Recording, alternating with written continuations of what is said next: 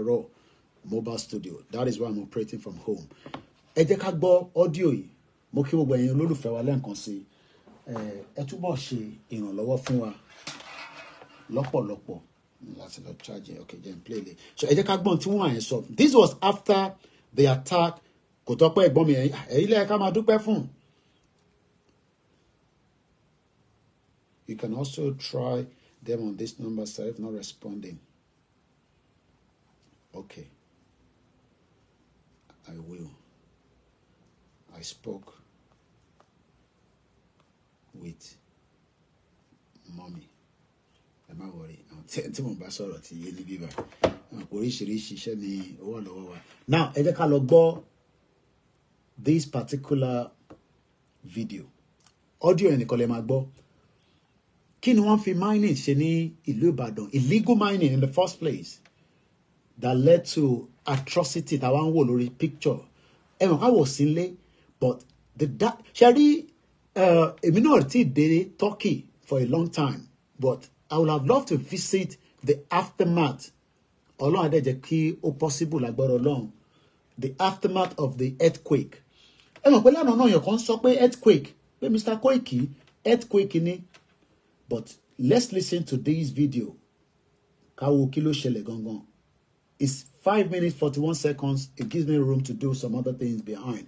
Mo kí àwọn Koikimedia team ní ọjà ọ̀dàn. Mo kí yín ẹ kú iṣẹ́ takuntakun. Mo kí wọn lẹ́kìtì. Gbogbo wọn ti jáde, wọ́n ti lọ gbọ́rọ̀ lẹ́nu àwọn èèyàn. Gbogbo videos yẹn, we work on it and we will be posting them later. So ọmọ wa tó travel yẹn nísìn, òun á sùn sí Ìbàdàn lálẹ́, kò ní padà sékòó, so that a tún lè ṣe follow up láàárọ̀ ọ̀la. We now see what happened before we let them go back. Ẹ túbọ̀ support wa. We need your support. We need your assistance. We need your prayers. And we need you to remember that the only solution for Nigeria is Kolukalukuma law. Let's listen to this. Do you know that most of these places that are under attack in northern Nigeria have some of the biggest natural resources underneath the ground? And the trading of those natural resources are going on while people are being killed in those communities. Do you know? Now, let me bring you up to speed real quick. If you realize some of the most fertile lands in northern Nigeria are the ones that are being attacked. Most of our fresh, beautiful vegetables and fruits come from Plateau State. Do you know what is underneath those beautiful fertile lands? It is also solid minerals. Guza. For some of you who know, you know. People are killed daily while miners are mining those lands. How can you raise down an entire village? Bring it down to ashes. Evacuate everybody there and go behind their backs to go and be mining their gold. How wicked can you be? Do you know that it's also affecting not only our economy, but also the food supply for the common man who cannot afford to eat? I am a farmer. Yes, I'm an agri-entrepreneur. I deal with grains. And the rate at which food is going to be scarce in 2024, you are not ready for it. Okay. Things that we buy for as low as 20,000 when they are in surplus, we bought this year for 80,000 naira when it was in surplus. Kilo day. You are not ready for it. For us who do food storage business, we know exactly what you are saying. Ask anybody who is into farming. Underneath all of this madness, this crisis of insecurity is a major business of natural resource buying and selling. Illegal. Zamfara has gold, and daily gold is traded while people are killed and evacuated from their villages. They would rather pursue you because of insecurity and go and dig your land to take out gold and take out tin and take out other minerals. Yes.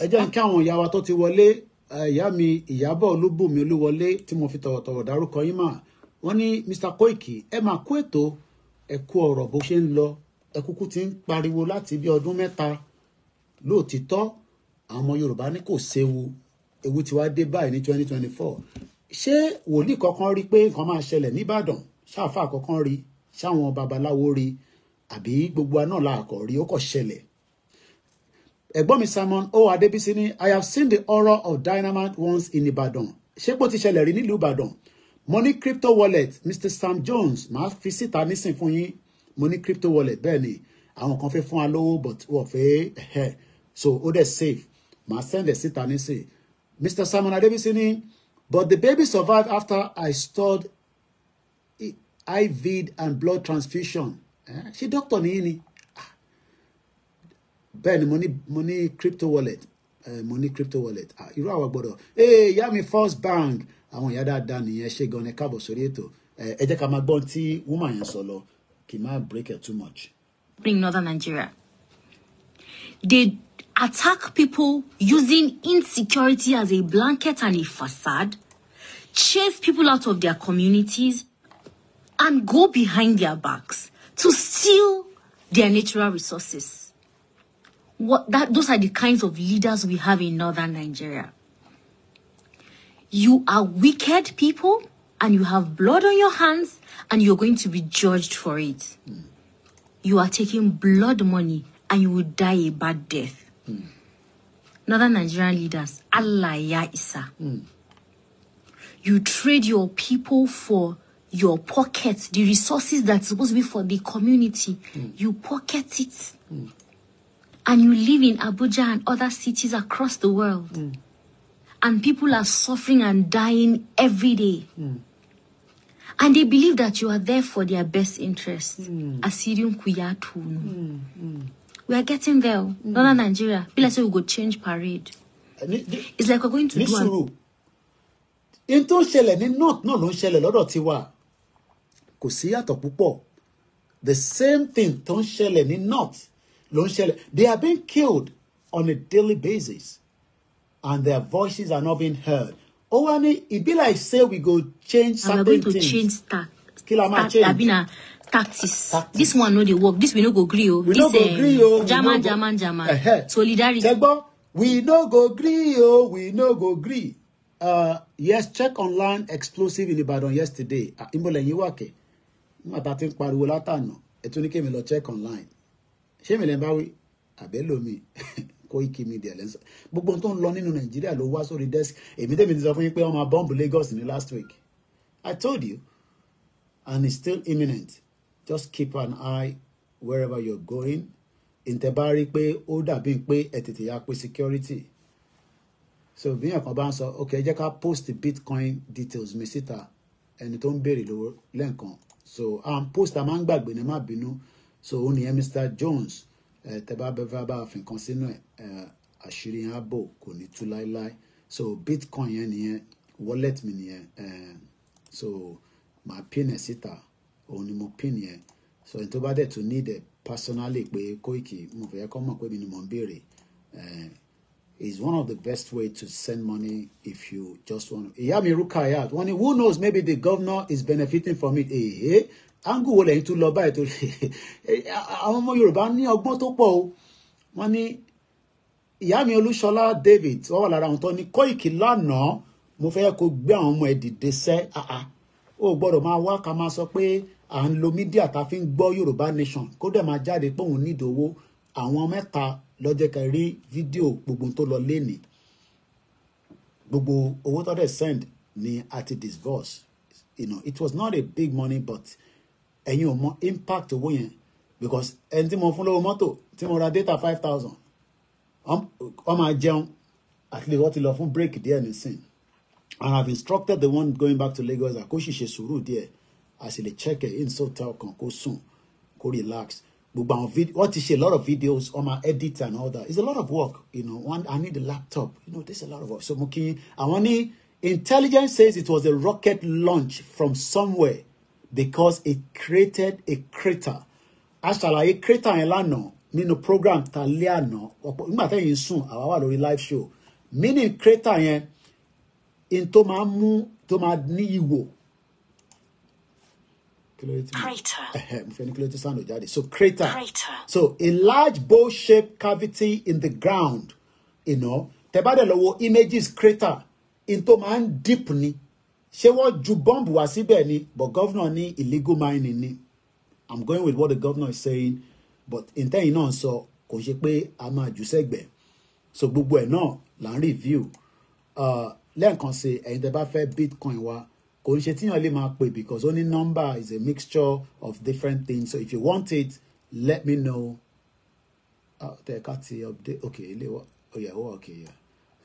So ẹ pè wá ká fún yín lo cash app mọ́ for some time now because it is not working for me at the moment.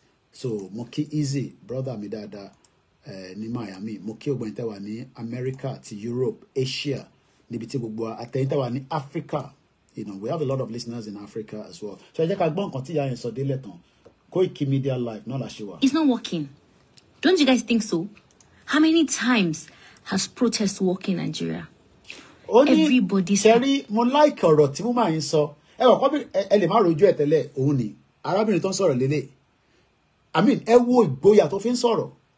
Bàbá mi Ọlánrewájú Ṣómọ́yì, mo fi tọ̀wọ̀tọ̀wọ̀, mo fi tẹlẹ́dùmarè, mo máa fi kíyìn. Ẹ káàbọ̀ sórí ètò. Àdúrà wa máa gbà, mo kí gba àwọn grandchildren wa. Ní rìn ọjọ́ ibi ń pọ̀nà ẹ̀ ṣàmì bí ṣe gbọ́ látẹnu mídíà wa tí a jọ ń ṣiṣẹ́ tó jẹ́ ọ̀gá mi nínú mídíà àwọn Koikimedia káwọn náà tún náwọn executive àwọn kan máa ń monitor gbogbo tó ń lọ lórí Koikimedia ibi tá a bá ṣe ọ̀rọ̀ tá a bá ṣọ̀rọ̀ sọ tá a sọ̀rọ̀ dáadáa àwọn náà review ẹ̀ títí mọ̀mísí mi wà lára àwọn ọ̀gá yẹn so iṣẹ́ tí wọ́n ní pé ó gbà má sọ̀rọ̀ bẹ́ẹ̀ yẹn náà wọ́n máa sọ bẹ́ẹ̀ yẹn mo like ẹ̀ so ìjọ mi náà èmi náà wá caution ara mi but ìyẹn wàá mí pé wọ́n restrict pé ká má sọ àwọn nǹkan míì but it's just sometimes you only get carried away. You know, you're there. She láti ní ethical, yeah. International media they be by kò ṣe. Ẹ máa kí n tó tọ́jà kò ń ṣe bọ́lẹ̀ kájà media. Káwọn bọ́lẹ̀ kájà media wà. Àwọn ọ̀dẹ̀ ń ṣe bọ́lẹ̀ kájà media. Bọ́lẹ̀ kájà media. Media tó dúró dáadáa lẹ wà nínú ẹ̀. Mobile media ni kò ṣe bọ́lẹ̀ kájà media so ẹ túbọ̀ fi support yín ẹ ṣe fún wa kí a lè máa ríṣẹ́ tó pọ̀ ṣe ẹ jẹ́ ká padà sórí ìtarábìnrin yìí sọ arábìnrin máa ń sọ̀rọ̀ kò máa ń ṣọkùnrin ló ń sọ̀rọ̀ Ṣòwòrẹ́ la máa ń gbọ́ ẹ jẹ́ ní ìrànlẹ́ díẹ̀ sí only this we no go gree only this we no go gree no go work anymore only this we no we no go gree we no go gree. Ìyá mi Abọ́sẹ̀dé ìyá dáadáa wọ́n ní Mr. Koiki I said it in your backup channel before that it is another way they are using to kill our people. Hey àyàmídẹ́ ìjàngbà tí mo gbọ́ bẹ́ẹ̀ it is another way. Ṣé mo pé nísìn ṣé mo pé economy Ìbàdàn báyìí nísìn tí kò stable ó ti tún paralyze. Ìṣẹ̀lẹ̀ tó kọ̀ ra ṣẹlẹ̀ tẹ́rí yẹn títí for a very long time ẹlòmíì gbogbo tó ní businesses ẹ wiped off investment wiped off in a country where economy tight economy Nigeria galloping economy ni bàbá mi Prophet Adépọ̀jù ló sọ onígbà tí Margaret Thatcher wá ní 1980 wọ́n fikún kò ṣiṣẹ́ wọ́n yọ nínú ẹ̀ kò ṣiṣẹ́ is a galloping economy ó wà nínú laptop mi tí engineer ti gbé lọ engineer tẹ́ ti pè mí owó ló fẹ́ gbà lọ́wọ́ mi àdẹ̀lówó ta fi fún nísìn àti exhaust ó ti pè mí pé kí ló ń ṣẹlẹ̀ ìwọ náà ló gbé laptop fún mi náà kọ́lọ́n kó ṣàánú wa it's a lot of work with the media is a lot of work but kò ń ṣe gbogbo ẹ̀ la lè máa sọ síta needs a lot of money you know ìyẹn la ṣe tún try pé ká raise a fund tó dáa ká lè ṣe gbogbo kìíní ẹ̀ ní one go but má tá a bá ẹ̀wọ̀n ó dá £10 £20 but tá a bá rí tó wà in bulk ìyẹn bá rí £10,000 ìyẹn lè ṣe nǹkan ní one go but bit by bit náà ni and ẹ̀yin ọmọ Yorùbá náà dẹ̀ lẹ́ni Koiki we are in support of what you're doing we love it we appreciate your work you're a consistent media you have never changed your mind on what you're doing and we will make sure that we continue to support and fund it and I'm very very grateful for that it's a privilege tí bá ṣe Yorùbá nation màá mọ bí ṣe fẹ́ sọ́ọ̀sì fún owó mi màá mọ tí mo fi lọ ṣe but it's because we have said it 3 years ago pé full time lèmi máa fi ṣe because mo mọ̀ pé iṣẹ́ tó involve a lot of work ni, you know, and àdẹ fún ojú pa àwọn tó kù ààrẹ tó jẹ́ àwọn medias wa náà, they're working all hard back to back, but angle tó lúkálukú wa fi ń gbé ọ̀rọ̀ Yorùbá nation is a different thing. Lecture room níbí báyìí èmi máa ń sọ, a máa ń dára wa lẹ́kọ̀ọ́ ni. So mo kí yín bàbá mi Ìdòwú Michael ní emergency number for Nigeria. Mr. Koiki, you dey whine me. Zazulu máa ń sọ bẹ́ẹ̀. Ṣé ń whine wa ni Mr. Koiki? Pé emergency number kẹ̀. So lẹ́ẹ̀kan sí arábìnrin ní we no go gree tá a máa ń sọ yẹn kò ní wọ́kọ̀. Ẹ jẹ́ ká wá another tactics, because every time tá a bá jáde we no go gree, they are killing us. They are not respecting human rights. Sí níjọba military a ní right láti question Ṣèyí Mákindé lórí nǹkan, kódà ó jẹ́ kó máa prepare láti wá sọ̀rọ̀ fún panel àtàwa ọmọ Yorùbá tápẹ́ra wa ní indigene àbí citizen ilẹ̀ Nàìjíríà, a fake country. So but ẹmọ torí pé Africa, we see them as the mini god. Koiki má máa sọ̀rọ̀ sí governor is not, is meant to serve the people. Mo sí lórí software ni. Nígbà tí Ṣèyí Mákindé akọ̀pọ̀nlé governor, engineer, when he became the governor, our PDP invited him to come to London. I was one of the media that was put to the front to give him the coverage. Mo gba £1. Ọlọ́run dẹ̀ rí inú mi. Some of the job we do it because, you know, we were just doing it. Kò dẹ̀ ṣe pé we have anything to gain. Ẹ mọ̀ pé mo ní privilege nígbà yẹn kí ni engineer, governor, ẹ bá náà wá kankan. Even though pé mo ń ṣọmọ Ìbàdàn, ó máa bá mi wá. I was one of the media that was called. Nígbà tó dé ní governor, he traveled to London. Hotel tó lò yẹn súnmọ́ North Greenwich. And then tó pè mí yẹn was a very big sister with Koikimedia. Governor máa wá sí London, and I want you to be there as well. And there's another guy, you know, I won't mention his name, but it's ọmọ Ìbàdàn lòun, media personnel lòun náà, pàdé mi gidi ni. You know, but at the end of the day, it is just what it is, that our path is different. But we are still, ìyẹn mo ṣe ń sọ táwọn kan ní bàbá Akíntóyè máa, okay, so ṣé nísìn gbogbo bí mi ṣe ń sọ̀rọ̀ nísìn ṣe máa ń sọ pé olóṣèlú lèmi àbí mo ti darapọ̀ mọ́ olóṣèlú, èpè lẹ́ máa gbà lẹ́nu mi. Ṣé bẹ́ẹ̀ ń ṣe sọ̀rọ̀, because ìyẹn mo ṣe ní ẹ má rò pé bí bàbá Akíntóyè ṣe ń kí Tinubu ìyẹn mi pé Yorùbá nation ò ní lọ bí tó ń lọ. Ọ̀rọ̀ Yorùbá nation involves a lot of diplomacy, negotiation, àti we no go gree. But we no go gree yẹn, woman yìí náà sọ pé we no go gree yẹn, ẹ jẹ́ ká change the tactics yẹn. Many of you say we no go gree, we no go gree. Wọ́n dẹ̀ ń pa wá, wọ́n fi wá tayín, àwọn ní security, àwọn ń jẹun mẹ́ta lójúmọ́. Gbogbo ohun tí mo sì jẹ́ nínú ilé láàárọ̀ èmi ò láwẹ̀. Mo kí ẹ̀yin Kristẹni tẹ́ ń gbààwẹ̀ kọ́lọ́n kó gbà. Mílò tí mo mu pẹ̀lú buns àwọn kìíní chocolate biscuit àbí náà kò ń ṣe biscuit bí kò ń ṣe croissant, but ó dà pé mo ṣe ní spare one ó ṣe kù ní kitchen. Méjì aago kan ló lù, gbogbo tí mo ṣe mu throughout.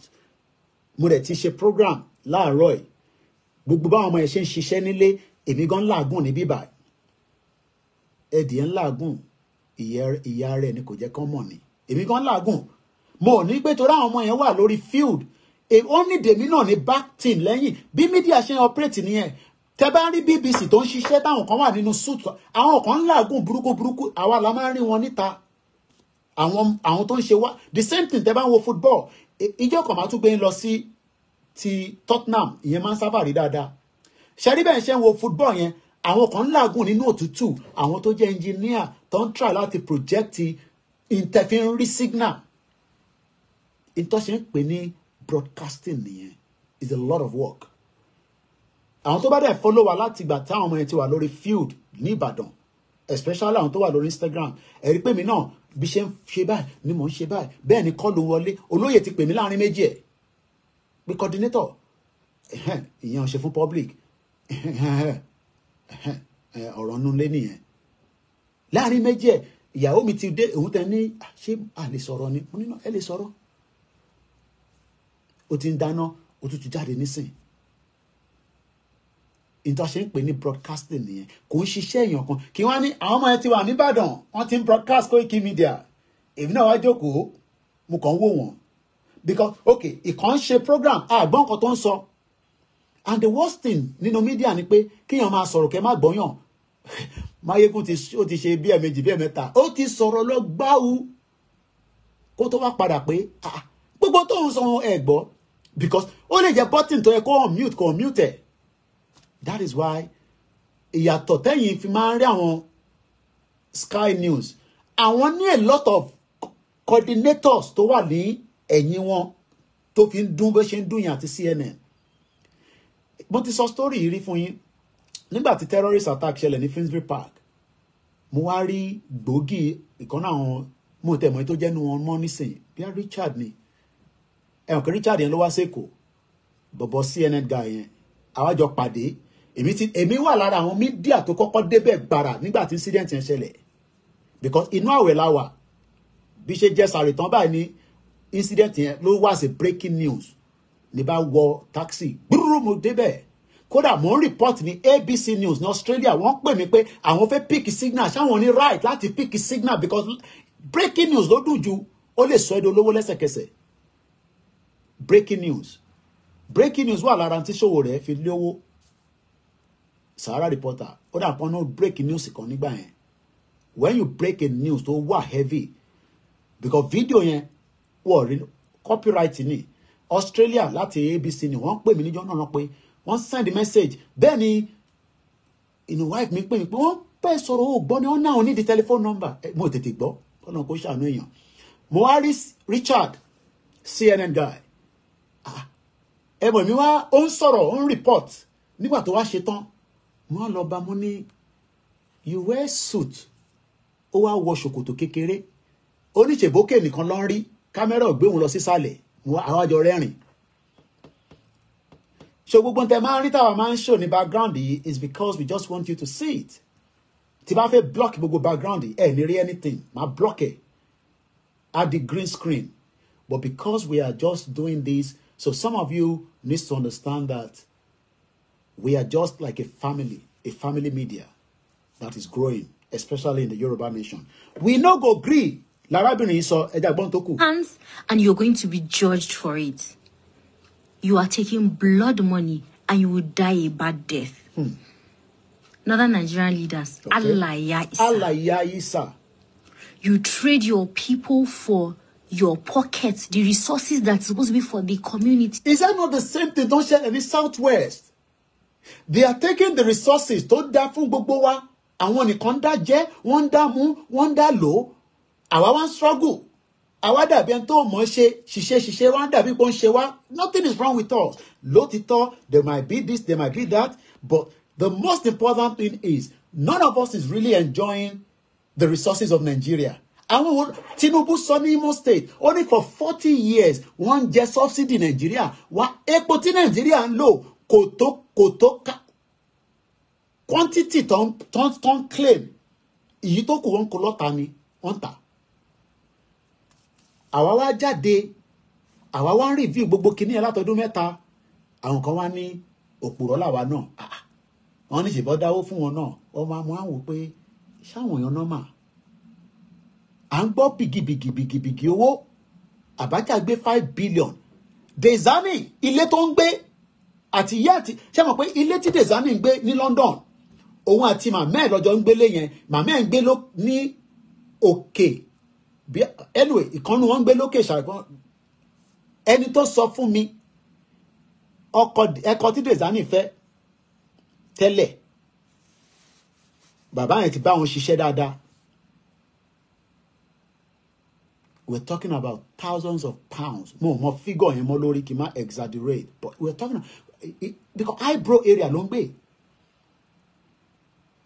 Dezani padà bọ̀ ní court lọ́dún méjì. Kọ́lọ̀n kó fi àlàáfíà àti ìṣọ́ ẹ̀ fi ṣọ́ gbogbo wa. November 2025 ni case ń padà bọ̀ ní Supreme Court. Àti gbé lọ sí magistrate. Ó kó 70,000 pounds sílẹ̀ fún bail. Èmi ò rò pé mi tẹ̀ rí though a lè ti rí 70,000 pounds rí torí láti jọ́ ta ti ń gbé lóyún náà ta ti ń ṣiṣẹ́ ta ẹ̀ but òun ní 70,000 pounds cash. Tó bá gbówó yẹn sílẹ̀ níjọ́ yẹn wọn ò ní jẹ́ kó lọ ọ máa dè mọ́lẹ̀ 70,000 pounds. Ìwọ wá ń wá 1 point. Ọmọ etí Dezani àti Àlùkò ó mọ̀ pé Àlùkò ó link mọ́ Dezani àmọ́ bí tí yẹn wà nísìn. So they've used us and we are now saying ẹ jẹ́ kí gbogbo wa wá in one formidable force, in one strong energy. Àtúwá divide láàrin méjì nígbà tí wèrè yẹn ní láti dárúkọ ẹ̀gẹ́ lẹ́ẹ̀ni láàárọ̀ ìmọ̀ láti dárúkọ láàárọ̀ ìyá wèrè yẹn Dagboru ìyá tó ní kú síbi táṣọ ẹ̀ wà. Òun wá dé láàrin méjì òun wá gbé fàbú wá fún wa fàbú rẹpẹtẹ àwọn ti declare country ẹ̀mí mímọ́ ló bá wọn declare látòkè ẹ̀mí mímọ́ yẹn wá ń sọ̀kalẹ̀ bọ̀ báyìí ó wá connect ó wá declare àti wá gba Yorùbá nation ẹ gba Yorùbá nation nísìn ṣé Yorùbá government ló jáde nísìn láti lọ ràn yín lọ́wọ́ nígbà tí ṣẹlẹ̀ ń bàdàn ẹ ronú náà ẹ wà Nàìjíríà ok ṣé nígbà tí ìṣẹ̀lẹ̀ yẹn ṣẹlẹ̀ nísìn ṣé Yorùbá government lẹ rí tó jáde Àríṣèyí Mákindé mo ti rí deputy ẹ̀ àti rí speaker àti rí àwọn house of assembly ṣé Yorùbá nation government ló jáde ṣe rí pé ọ̀rọ̀ yẹn ìgẹ́ta sí bí àwọn diaspora dẹ̀ mọ̀ yẹn but òmùgọ̀ làwọn because àwọn kàn ń bínú bàbá Akíntóyè àti Ìgbòho for nothing they are idiots because wọ́n mọ̀ definitely dájúdájú pé ìyá yẹn ò gba ṣìngbáń fún wọn ṣìngbáń mò ń béèrè lọ́wọ́ ẹ̀yin tẹ́ ni wọ́n ti declare Yorùbá nation ṣé Yorùbá government ló jáde nígbà tí ṣẹlẹ̀ nìbàdàn nísìn tó bá máa jáde nísìn a máa fi mú sọ̀rọ̀ the same awareness and campaign tá a ṣe ń ṣe làwọn náà ń ṣe as far as I'm concerned because tí bá lọ wo programu media àwọn Dagboru media the same analysis Nàìjíríà ọ̀dà ilé ọ̀dà ṣé yẹn lẹ́ẹ̀kan àwọn gbé dání kí ni policy wọn tó fẹ́ fi bẹ̀rẹ̀ ìjọba òun lẹ́ẹ̀kan máa discuss ta ni minister ta ni this ta ni that if truly tó bá yẹ gbọ́ declare country but a lot of people don't seem to understand what we are talking about. You don't seem to get the message. I'm asking again, ṣé Yorùbá nation government ló operate right now? Is a question. Ṣé Yorùbá nation government ló operate? If it's in the comment section. So why are we living in denial? Why are we telling ourselves lies? In tai tito kí wọ́n máa sọ fún pa ti débẹ̀. Èyí tí mo sọ gan sef, ṣebí wọ́n hold me to ransom ní sin pé ṣebí mi ní kò ní selection. Ṣé mi nìkan ni ma ní kò ní selection? Ẹ̀yin ńkọ́?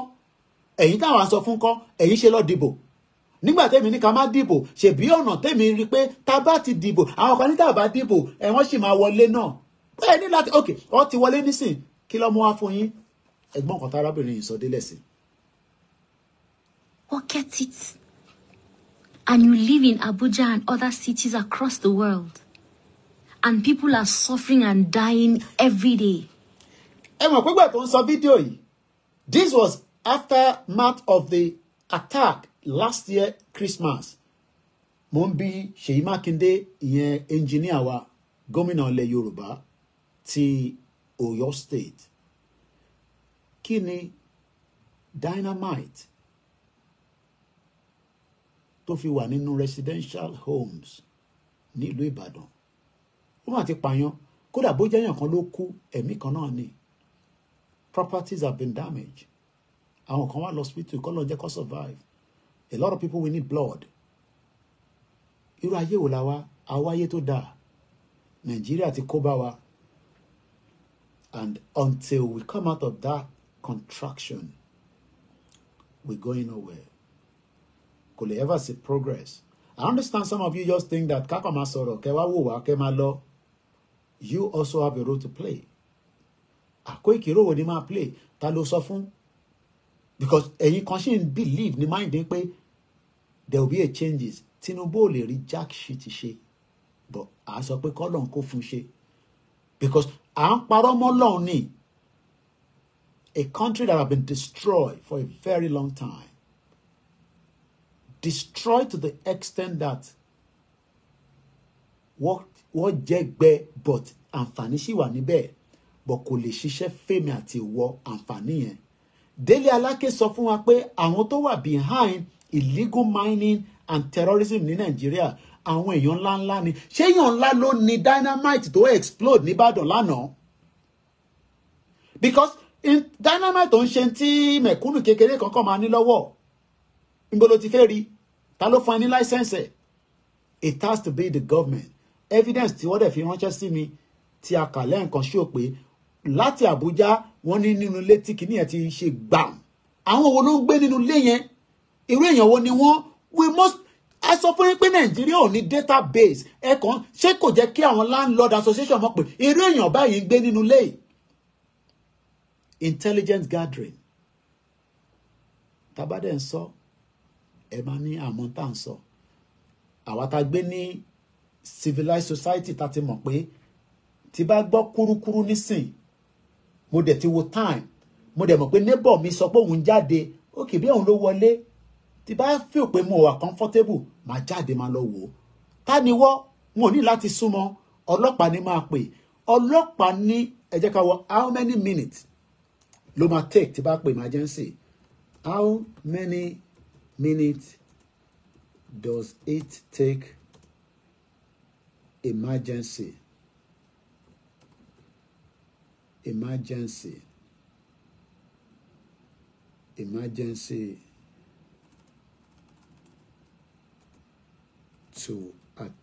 to arrive?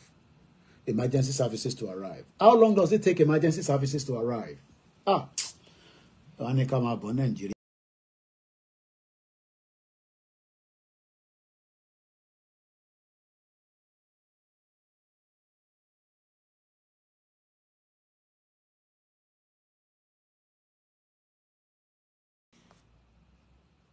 Ó kàn ring ní mo rí ẹni tó ń pè. Ẹ jẹ́ refresher. It takes 8 minutes. Okay, Bishop ló ń pè. 8 minutes. Okay, màá kún wọn padà. It should take 8 minutes for the ambulance to arrive if the call is life-threatening or an emergency. Ambulance services often send more than one vehicle to try to meet 8-minute targets. Ṣé mọ̀ pé ìṣẹ̀lẹ̀ tó ṣẹlẹ̀ lábùú ní Ìbàdàn lánàá kò jẹ́ kó tó 8 minutes ní ambulance máa fi débẹ̀. 8 minutes. How long, Mumbo Bishop, how long on average does it take emergency services to arrive? Under HSE, I guess that is health and safety target, an ambulance should arrive at the scene of a life-threatening heart or respiratory arrest within 90 minutes. In 75% of cases, in all other critical cases, bí ti Ìbàdàn, that response time should be met in 45% of the cases. Everyone's okay, Bishop? Yeah, actually gone. And firstly, I want to appreciate you. Appreciate the more than me scoring more around. So coming in by so the okay, easy, Bonnie. Okay, now, àwọn gbogbo ìṣòro tá ní ilẹ̀ Yorùbá, let me not say Nigeria, ilẹ̀ Yorùbá, we need to call these our politicians, our people in government, and including our leaders in self-determination. We need to have a round table meeting to talk. Apart from we pay and self-determination, and one year not rule with the tower, we need to have a meeting with them. Do we need to teach them or put in proper narrative for them how to rule, how to govern properly? At least even if you are complaining that 1999 Constitution is the problem of Nigeria, 1999 Constitution did not say you should not have an effective and responsive fire service. 1999 Constitution did not hold you to have an effective and responsive first aid ambulance in a state. Even if you don't have resources at all in your state, at least you are collecting revenue from government that they are giving you allocation, and they are even giving you security votes. Why is our people so callous? Why are they the way they are? And they took their own children. They took their own children and wives. They took them to country where they made their own life working for them. And they stay over the place. And they are ruining it. They are destroying it. They are evil. They are evil. They need, if we can have a meeting with them, and boya situation country low affecting one. Maybe when you are in public office, posts can override and take off your mind, and you be. But if we can have meeting with them and now put something straight to them that this is supposed to be a common thing that is a local government supposed even to have, not a state government, local government services. And the funny thing is this: there are some of us who are private entities who think towards this thing and desire to invest in it and make it available and run privately to help the life of people. They will not allow you to do it. So why they did not provide for it, they did not allow good citizens who can provide for it to make it available. Yet they did not make it available. They delight in ruining the life of the citizen. Now, I was listening to Governor of your state coming to the scene of the incident, talking about possibly maybe illegal mining. Imagine. I don't think he knew what he's talking about. Maybe he's talking about fish brain people. People, maybe Badon or your people, they are gullible. So that's why he's talking like that. But you should know that he's not talking to your people alone. The whole world is watching him. How will you say a place like Bodija that is illegal mining, which mining in a residential area, which mining on a tire road, which mining where there is a club, there's a clubhouse around that place, there's a fast food around that place, which illegal mining, which resources are they mining there that people will not know that mining is going on in this place? There is a bomb attack, and the people live on the scene were reporting the incident. They even showing us where the spark took place, and it creates a dungeon. We are telling us that dungeon. They were saying that it created a dungeon. There was no dungeon in that place. That is a bomb. You don't need a rocket science to let you know. See, bomb buba ballet. It creates a dungeon there. And people who are not even government, who are citizens, were able to detect that this thing is a spark, is a bomb. And it created dungeons. And underground. Will help. You, governor, came there and you're saying that it's possible illegal man. Who are you talking to? Are you talking? You can only say that to Ibadan or your people. But we want to let the whole Yoruba people know that one day they will give account. Adolf Hitler never knew that the day of reckoning will come. When he was doing all what he's doing, all the people that work with Adolf Hitler committing genocide never knew the day of reckoning will come. And many of them were picked after many months and years after Adolf Hitler committed suicide, and they were court-martialed. All these things they are doing, the day of reckoning will come. They will give account, and it may be disastrous. That time, nobody should be asking that Omoluwa Biniwa Eja Dariji. Àtàwọn tó bá sọ bẹ́ẹ̀ o, àtàwọn gangan ìdájọ́ ìbínú Ọlọ́run máa dòbò wọn lọ́jọ́ yẹn. Thank you. I always love Bishop Adesina.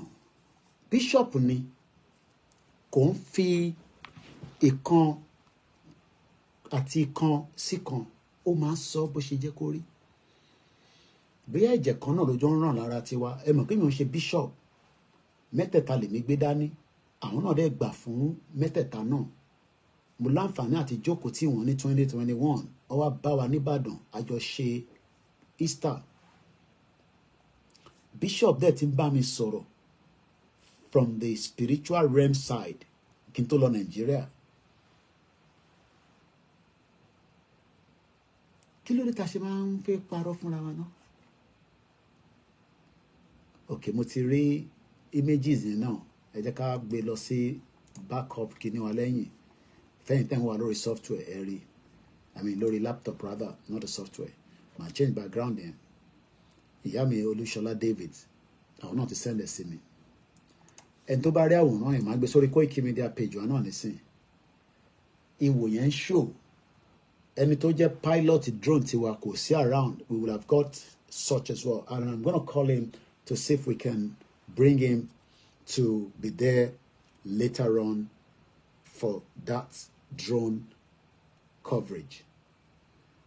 I'm gonna even call him Bisharon Tinison so that Ali wa fún wa ní drone image látòkè. So I'm gonna try and give him a call so they can change the background.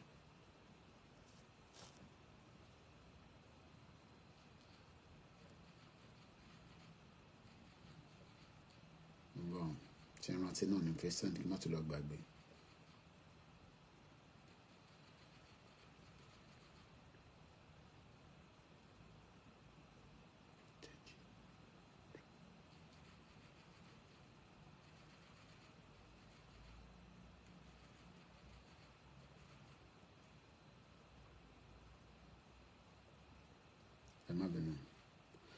Because mo lè lọ gbàgbé. So ẹ jẹ́ ká change the background yẹn kẹ́yìn tẹ́ wà lórí Koiki Odùduwà, ẹ̀yin máa rí méjì yẹn nísìn. Ẹ̀yin tẹ́ wà lórí bíbá náà Koikimedia, ẹ̀yin nìkan náà lẹ máa lè rí. Àwọn tó kó orí fóònù mo ti ń stream so wọ́n ní lè rí. So that is the image tó ń jáde. So mo kí ẹ Ayọ̀mí Kúndámíjù, mo kí ẹ bọ́ ẹ̀yin tẹ́ wà ní káàkiri gbogbo àgbáyé. Many people might think this is a joke. Some are not even taking it serious.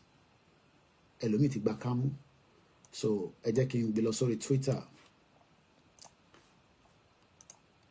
The reactions, I'm working in reactions as well on the social media. I pick in reactions. Mo ní mo máa pe àwọn team mi náà padà kó fún mi ní update. So I'm going to call them in a minute so that we can find out what the latest. Yeah, mo ṣe fẹ́ yẹ kó jẹ́ team tiwa because real picture in this, even though we believe it is a confirm, but it would be nice kó jẹ́ pé àwa náà ní mo ní pilot drone náà ẹni tó wà drone fáwa náà. So mo ti send message say and I hope to get an update back as quickly as possible so that if we can still get that today, ilẹ̀ tissue. If not, it has to be first thing tomorrow morning to give us a drone footage and a video, not just the picture, video as well. So we'll update on that later. Ibola Walenkan. Okay, then wasibi by now. I can post a sorry Facebook wa now. If you want to send money to us through our wallet, which is our Bitcoin, I can send you the details if you request for it. Oh, already Facebook me. Money láti fi sórí website wa because mo rí pé kò sí níbẹ̀. I'm going to add that in a minute. just for the benefit of those that wants to give us money through the Bitcoin. Some people will support us, but they want to support through the Bitcoin. So we have Bitcoin in case that is what you prefer. So, Eshegon Bishop Additional for calling in. And the line is still open for anyone that wants to join as well until the program ends. But Owola and Raise Nisin, and only 2 or 3 people have said, Koiki, thank you so much. Give us the support. We need those donations. We need them now. Not that forcing, but we need them now. We need them after Tabani, let's say, I don't want to raise money for such incident like that. I want to raise money to be able to do operation of the media. And this is the reason why we are different. I'm on raise zero wobe. There's nothing wrong. If you raise zero wobe, Lori platform tiwa. Our platform is a self-determination platform. So I can Bibi and Solen Konkoto de Bishop. Okay, let's listen to some of the soundtrack. I think that would be good. They are short. You see, this is the difference. I mean, they're very good. People just 14 seconds. So I will not show all the videos because some of them are very graphics. But Kakogbo soundtrack of all these things. Yeah! Jesus! Yeah! Yeah!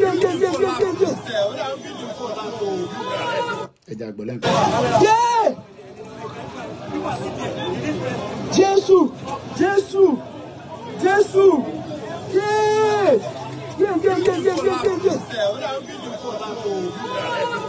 Next one. Yeah! It's not movie. It's happening in real fucking goddamn life, bro. Why I can never do all this? You see that? Big explosion. No, this is Bodija. This is explosion. You see that? You see that? I need your flash. Sorry. You see that? You see? This is more than anything anybody could expect. It's not movie.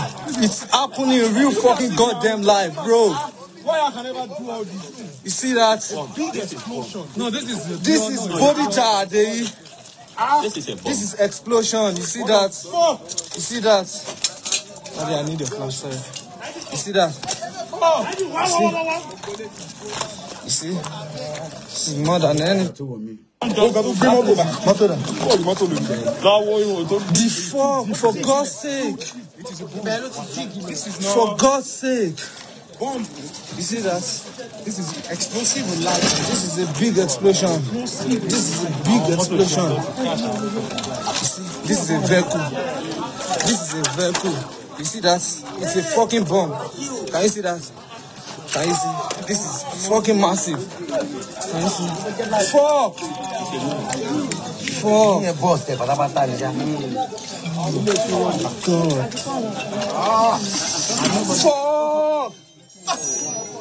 God! God! God! God! Collapse. I don't even know, bro. What the dice, man? Always explosive. This is so fucking real. Family will know I want that.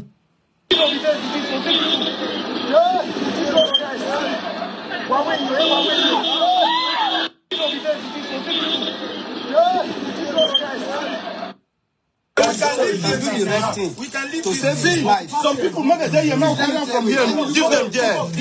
Okay, some people. In UK, we've seen emergency that has happened and is still happening. But if such incident has happened right here in the United Kingdom, let's go to the new ambulance standard in the UK. We need the ambulance services more and more each year. Even though we need the ambulance services more, the way ambulance care is given has stayed the same for a long time. In 2013, Alex Mamu, Onige Nla Mokie, Kabo Sorieto, Bank Meto Imo, Otisua, Sheka Koko Ende, Toba Dago Meji. Keep me going to rest there. In 2013, NHS England ṣùgbọ́n bẹ́ẹ̀ yẹn England wọ́n sọ pé Scotland wọ́n sọ pé Wales but lọ́kàn tí wọ́n UK nìkan ni wọ́n máa ń gbọ́ United Kingdom but ọ̀nà mẹ́ta ló pín sí wọ́n pín sí England wọ́n gbogbo wa la mọ̀ bí tí Mayegun general wà òun wà ní Scotland that means pé review yìí kò ní kankan ṣe pẹ̀lú bí tí Mayegun wà àwọn máa ṣe tiwọn lọ́tọ̀ àwọn tó wà ní Wales máa ṣe tiwọn lọ́tọ̀ bó ṣe rí tẹ́lẹ̀ nìyẹn nígbà regional government kó tó di pé wọ́n da gbogbo ẹ̀rú bí ẹsẹ̀ télọ̀ àwa ní for a very long time àwọn olóṣèlú wa ń gà wá wọ́n ń tàn wá a máa review a máa ṣe referendum a máa ṣe restructure a máa ṣe regional a máa ṣe autonomous títí àbí autonomy dẹ̀ náà pé they were using that to deceive us mo kí bàbá wa Bùnmi_Leke Jerusalem_OJB official Ọládélé Chillers mo kí yín pín ètò yìí rárá ṣé kò like máa share ni àbí ó máa ń jẹ́ problem èèyàn 60 ló ń wò wá èèyàn 27 ló like lórí backup channel èèyàn 13 ló ń wò wá èèyàn 9 péré ló like àwọn tó kù tó bá yẹ wá pa program wa máa lọ sùn why are we like this? Let us share the program. It doesn't cost us anything to fún wa lówó to like kódà ká máa wọ program ká ṣe máa sọ pé ẹ bá wa lọ like nígbà téèyàn 16 wò wá táwọn tó ẹlòmíì lè gbàgbé ẹ bá wa like ẹ má bínú ẹ̀ tẹ́ wà lórí mixella mo fojú pa yín rẹ́ rárá kí ló ṣẹlẹ̀ comrade plan B mo mọ̀ pé ìlú Ìbàdàn ni wọ́n wà Akin Games kí láwọn èèyàn ń sọ ládùúgbò yín NHS God bless them àwọn tá lè máa sọ pé God nìyẹn because God nìkan kọ́ ló ń ṣiṣẹ́ wọ́n employ àwọn tó wà capable ọ̀rẹ́ mi kan wà mọ́tò ló ń wà fún NHS ó wà lára àwọn tó máa ń drive mọ́tò wọn kò wá ń ṣe tàwọn emergency ló ń wà àwọn tó ń dàbí tí ó ní bí bọ́ọ̀sì yẹn àmọ́ ló ń gbé àwọn èèyàn nílé ẹni tó bá rẹ̀ ẹ́ àbí tó ní hospital appointment tó bá wá Nàìjíríà nísìn ó ń ṣe 3 days ọmọ Ìbàdàn ni oníràkà àti àdẹ̀ni pàdé mi gidi ni ìjọ tí mo sọ pé mo nígbà 2021 mo ní kó wá kí mi lọ́dọ̀ olóyè Ìgbòho ó ní kí ni mo mọ̀ tí wọ́n ti jẹ kó máa padà lọ sí London kó dáhùn dúró airport ó ní rọ ó ní ṣe mo mọ̀ pé tóun bá wá ó lè lọ capture picture máa tóun èèyàn dáadáa ni ó nífẹ̀ẹ́ mi tó báyìí ó ti bí mi pé kí ni mo wọ́rí ara mi fún tí àjọ máa lọ ṣe fàájì Nàìjíríà fọ̀rọ̀ Yorùbá nation yìí sílẹ̀ àwọn tó wà nílé ò tí rẹ́dì ìtọ́rẹ́ mi sọ fún mi nìyẹn pé kí ni mo kóra mi sí kí mo kóra mi sí tí wọ́n á jókòó ń pariwo Yorùbá nation ó ní àwọn tó wà nílé ò tí rẹ́dì òun ṣe fàájì ó ń lọ ṣe ọjọ́ mẹ́ta kò ó máa pa ọjọ́ mẹ́ta yẹn ló ní off ó ń fi lọ Nàìjíríà lọ ṣe fàájì ó tún padà wá so but it is just that this is what we want to do. Ambulance services allow 60 seconds from receiving a call to sending out a vehicle. Òyìnbó kábíyèsí Elédùmarè. Hello, fire, ambulance or police. Tó bá kọ́kọ́ ti pọ̀ operator nìyẹn. Nǹkan mẹ́ta ló máa béèrè lọ́wọ́ ẹ̀. Èwo ló fẹ́ ọlọ́pàá, fire àbí ambulance. Ambulance or to connect it. Sórí gbogbo minute yẹn on count 60 seconds. Wọ́n gbọ́dọ̀ prepare mọ́tò tó fẹ́ jáde kúrò nínú ọgbà wọn. Wow! On lọ nìyẹn, on lọ rescue ẹ̀mí. Àwa rí ibi tó ń gbé àwọn èèyàn, odindi èèyàn. Nílẹ̀ Yorùbá tí a sọ pé ó wà civilized and lójú gbogbo wa ó dẹ̀ normal. Ẹ rí pé nǹkan tí ń ṣe gbogbo wa. Nǹkan ṣe wá. Because tí nǹkan bá ṣe wá ni níbi tí ayé dé nísìn tí gómìnà yín sì wá sí bíbá ní London ó náà wá ṣe business ọmọ ní olè ní gbogbo wọn ṣe 419 ẹyẹ business service business kìíní kan irọ́ ni business summit irọ́ wò ẹ béèrè pé kó fún wa ní review business summit wá ṣe ní London fún wọ́n kàn fi gba owó jáde gbélé wa ó yá supply eléyìí on paper this that. Ambulance services are allowed 60 seconds from receiving a call to sending out a vehicle. So one need the 60 seconds. Pé tẹ́ bá ti pè wá, ẹ fún wa ní 60 seconds. Ká fi sọ fún driver pé ó yá gbéra jáde. Máa lọ tatata lọ rescue àwọn èèyàn. Do you think that you will have that kind of service? in the future tó ń sọ pé Nàìjíríà ẹlòmíà tó jáde ní engineer Ṣèyí Mákindé ṣe dáadáa ìyẹn ni èmi ò ní sọ bẹ́ẹ̀ bishop ṣe sọ bishop ẹ̀ dá rárá bishop ní ṣe ń rò pé àwọn ọmọ Ìbàdàn ló ń bá sọ̀rọ̀ àwọn ọmọ Ìbàdàn wà very very educated highly educated engineer yín Mákindé ló èmi náà wo fídíò yẹn lánàá báyìí pé ṣé ẹ o ní gọ́fìnà kan ewu ń sọ̀rọ̀ no ẹ kò tẹ́lẹ̀ àtẹ̀mọ̀ pé ó wà ní Ìbàdàn àwa dictate pé Ìbàdàn ló ti ṣe party Bísí Àkàndé but later on mo mọ̀ pé gọ́fìnà sá padà wá sí Ìbàdàn ni because time tí ó ṣe fídíò yẹn wọ́n ṣe gbé pẹ̀lú helicopter padà wá sí Ìbàdàn ni kò sí ní Ìbàdàn ó lè jẹ́ Àbújá ló wà àbẹ́kọ̀ bó wà ní sọ̀yìn fáwọn àyè bó kàn máa land sínú ọgbà ẹ̀ ni helicopter lè land anywhere ó dẹ̀ lè land lálẹ́ a máa end ètò yìí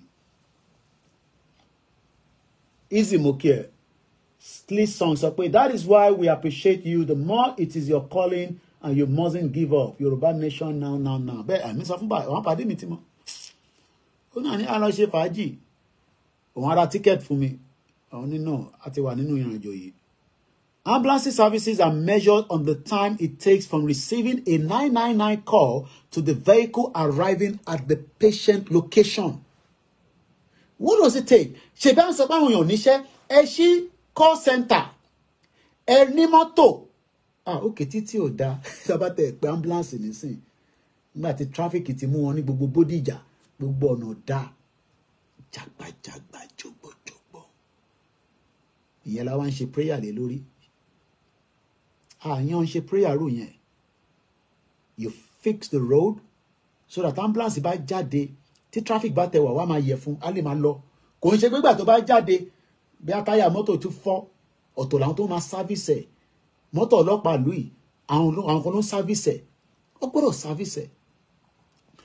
Ambulance services are measured on the time it takes from receiving the 999 call to the vehicle arriving at the patient. Wọ́n ti ṣírò gbogbo ẹ̀ pé kò gbọ́dọ̀ ju 8 minutes 8 minutes from the time tí bá ti pe ambulance nínú ilé mi 8 minutes mọ́tò méjì dẹ̀ lọ máa fi ránṣẹ́ in case tí kan bá lọ ní delay lọ́nà nítorí pé wọ́n fẹ́ save ẹ̀mí èmi wọ́n bí mi sílùú yìí àmọ́ wọ́n fẹ́ save ẹ̀mí tèmi àwa tó bí sí Nàìjíríà wọ́n kí ànípa ẹ̀mí wa àwa ń ṣe àdúrà pé kọ́lọ́run jẹ́ kí gọ́fìnà wa ṣe dáadáa ṣe rí pé ànọ́mà gbogbo ọ̀nọ́mà àtẹ̀mí náà ànọ́mà wọ́n ṣe wá ní favour kankan they are not doing us any favour àwọn lọ́nà àwọn fẹ́ ṣe gọ́fìnà lé wa lórí àwọn lọ́nà àwọn fẹ́ ṣe òṣèlú lé wa lórí that is their responsibility to look after every single one of us àwa tún sọ pé kọ́lọ́run kó fún ṣe kò ní dáa fún tọ́lọ́run bá fún ṣe torí they are born bastard ni wọ́n ẹ kì í gbé tó ìwálẹ̀ torí spirit yẹn tuntun fẹ́ lọ síbòmí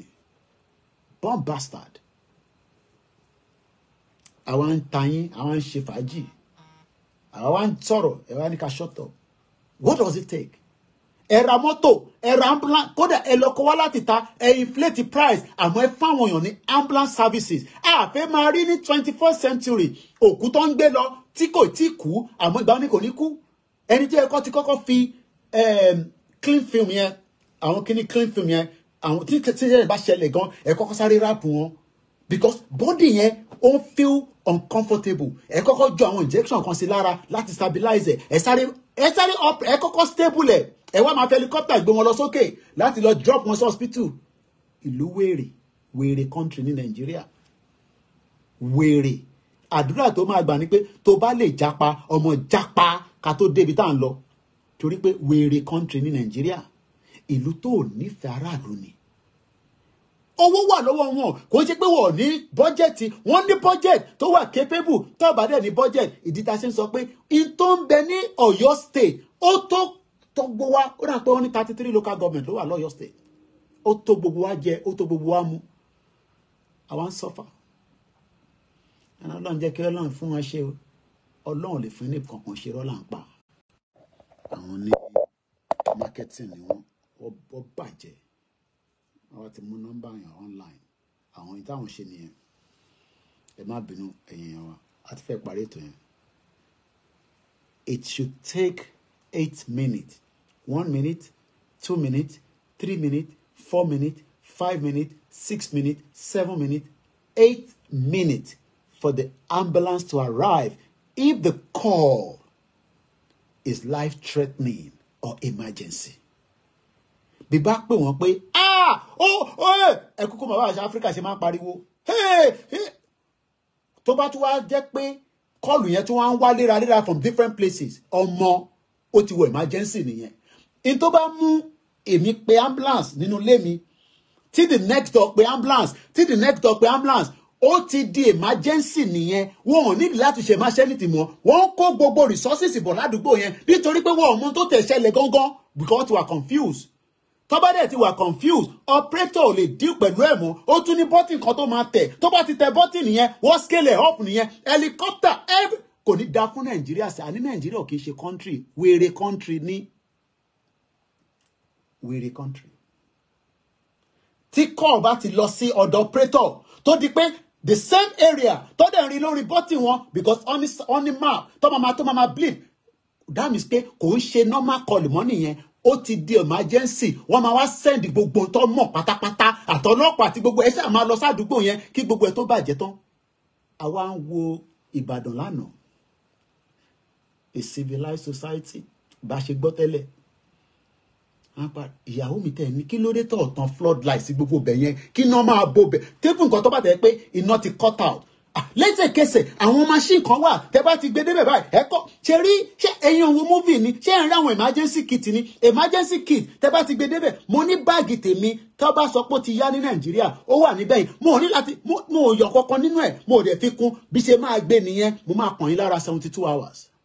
Ẹ máa ti prepare gbogbo kinní yẹn tẹ́ bá ti gbé sílẹ̀ báyìí ẹ̀kọ́ tán kinní yẹn floodlight akọ̀tàn lọ ni yá gbogbo ìtàn ṣe ń wáyàn wọ́n ṣe mò ń gbọ́ bàbá kan sọ̀rọ̀ ó ní ẹni yẹn wá ń pè ó pè títí táwọn fi gbọ́ wọn ẹ̀ mọ́ ìlú òfò abájọ tí wọ́n ṣe ń kidnap because nígbà téèyàn ń pè ní within that proximity àbí whatever perimeters ó jẹ́ kí satellite máa sọ fún wọn pé pinpoint ibi tẹ́ni tí ń pè lélẹ̀ kọ́ tárí lọ síbẹ̀ tó bá tẹ̀ máa rescue abájọ tí terrorist ṣe ń pè tí wọ́n ò lè mọ ibi tó wà. Is that a country? Wà dẹ̀ wà nísìn àwa ara àwọn analysis tí ṣe wọn kí pa lóye bá jókòó nísìn wà máa ṣe analysis òfò táwọn channels wà máa ṣe analysis òfò Arise gbogbo wọn máa ṣe analysis òfò knowing fully well that gbogbo tó kàn nísìn ni pé kólúkálukú padà sí region ẹ̀ ká lọ máa tọ́jú ara wa ká lọ gba country ara wa ká kúrò nínú ràtìràtì nínú wèrè country ká kóra wa sí. Ìwọ wá ń sọ fún Ọlọ́run pé Ọlọ́run jẹ́ kí Nàìjíríà ṣe dá sórí pé ìwọ náà pé mad láti bó sí ibò ṣé fóònù yẹn ló ń dún ni ṣé fóònù tá ti ra yẹn èmi mò ń tán ẹ má wọlé kò ń ṣe spy phone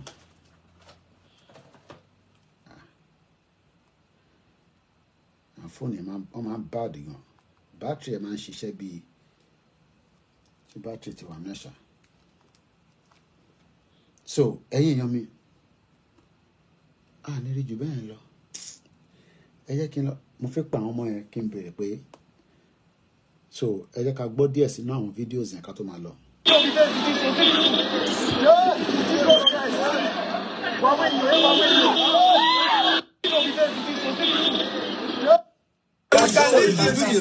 We can leave to save his life. Some people when they say you're not coming from here, give them jail. Okay, some people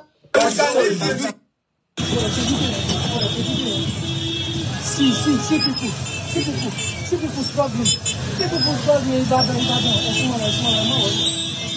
See people struggling. See people emergency. See people struggling in Ibadan. See people.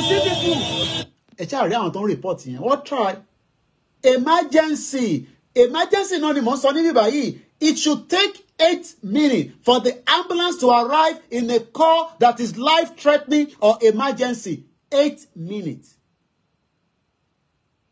Ṣé kò possible náà ní Africa ni? Ó possible. Ẹ̀mí tí ẹni tó wà l'Africa ó ṣe wà less than ẹ̀mí ẹni tó wà ní Europe. Ṣé ẹni tó wà ní Europe táwa wà yìí ṣé ẹ̀mí tí wá bẹ́tà ju tiyín lọ ni? Ẹ̀mí kan náà ló wà láàrin wa. Mí sókè mí sílẹ̀ tó o bá ti mí lọ tó mí padà ẹ̀mí ti bọ́ nìyẹn. Ẹ̀mí kan náà ló wà lára wa. Wọ́n wá mí ẹ̀mí tẹ̀yìn wọ́n sọ di gúgúrú àtẹ̀pàmọ́ yín lọ́wọ́ àwa ń sọ̀rọ̀ pé ká gbára wa sílẹ̀ ẹ̀yin gangan tẹ wá ẹ̀yin lẹ́ ń sọ̀pọ̀tì wọn ẹ̀yin lẹ́ wá ń kàn wá níkò lórí ẹ máa sọ̀rọ̀ jagbajagba jógbojogbo come back wèrè máa wá sílé bomb bastard come back home mo ń bọ̀ máa fi ibi tí emergency lè rescue ẹ̀mí mi tí bá tẹ̀sí máa wà láyé máa wá síbi tí ẹ ò lè rescue ẹ̀mí èèyàn máa wá gbẹ̀mí mi lórí Jésù Kristi orí pórí òpè máa gbẹ̀mí mi lé Muhammed nìkan orí pórí òpè.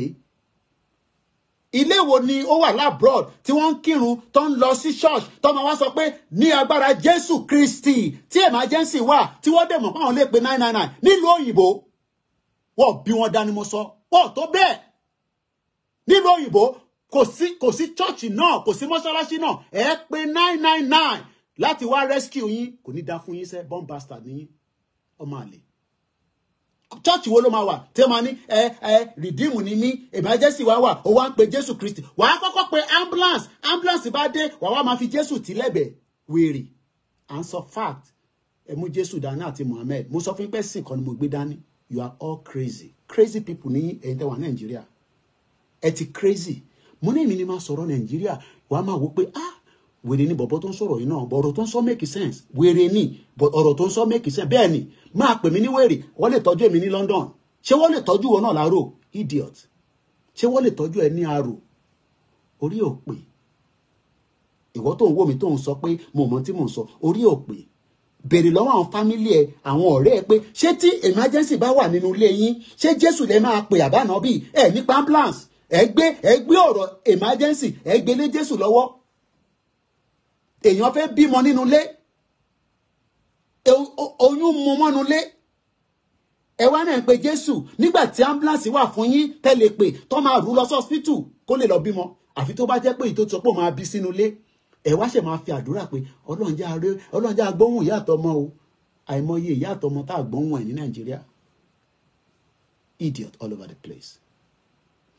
Mo kẹ́yìn tèmi ẹjẹ́ a máa lọ ẹjẹ́ ń pa àwọn boys yẹn so tó bá lè fún mi ní any update if not ìyá mi Grace ti pé ìyá mẹ́ta ti pé ẹ má bínú ẹ jẹ́ n sáré pè yín padà mo mọ̀ pé ti pé ẹ jẹ́ àkọ́kọ́ lọ sí Island má yẹ kí wọn kọ́kọ́ deceive emergency kò ní kankan ṣe pẹ̀lẹ́sìn ẹ gbọ́n sókè Mr. Frank. Hello Mr. Koiki. mo gbádùn yín. ẹ̀ka sọ ẹ kú ètò náà. ètò ni ẹ. wọn ò ní wé ètò wọn ò ní ṣí ètò. ìgbà tó ń ṣe big brother Naija ló ń wò. nígbà tó mọ̀ ń sọ̀rọ̀ sálẹ̀ àtòkè ó bá yá ayé wọn. ẹ ń sọ̀rọ̀ òmìnira ayé wọn fún wọn ìyẹn kò ká wọn lára.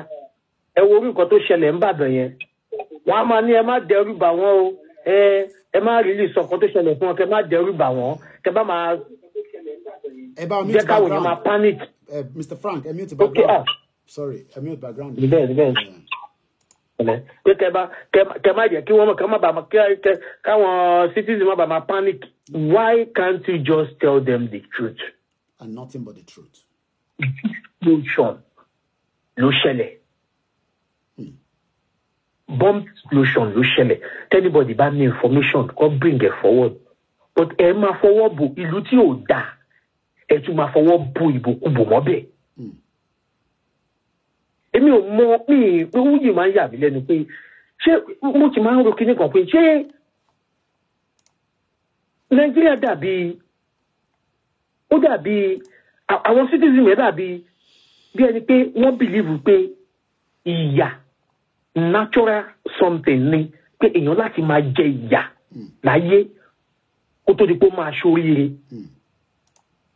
àbí èèyàn láti jẹ ìyà kó tó di pé ó máa wọ bọ́ọ̀sì ó láti jẹ ìyà kó tó jẹun àárọ̀ ó láti jẹ ìyà kó tó jẹ tọ̀sán ó láti jẹ ìyà kó tó jẹ talẹ́ wọ́n fi pé ìyà Ọlọ́run dá mọ́ àwọn ni àwọn dẹ̀ máa gbàdúrà àwọn dẹ̀ máa fi bọ́ nú ìyà. Nígbà tẹ́ ẹ wà productive abádẹ́ ń sọ̀rọ̀ ẹ̀yin náà lè máa support àwọn olóṣèlú yìí lè máa pariwo wọn Nàìjíríà kí ni Nàìjíríà ti ṣe nílé ayé yín gan kí ni Nàìjíríà ti ṣe nílé ayé yín ṣé ẹ kì í wo history ni àbí ẹ kì í gbọ́ history pé we are not Nigeria èèyàn ló sọ wá ló Yorùbá ni wá. Dandan ni kẹjú Nàìjíríà ni dandan ni ṣé na by force you must be Nigeria. Nigeria is a fraud. Fraud in Nigeria. Fraud. Adé ń sọ. Ẹ máa wo Scottish bó ṣe wà yẹn tẹ́ bá tí Scottish citizen kọ̀ọ̀kan tẹ́ bá pàdé ẹ̀ tó bá wá sọ́dọ̀ wa ní Portugal tẹ́ bá ní where are you from? And I'm from Scotland and Scottish lòun.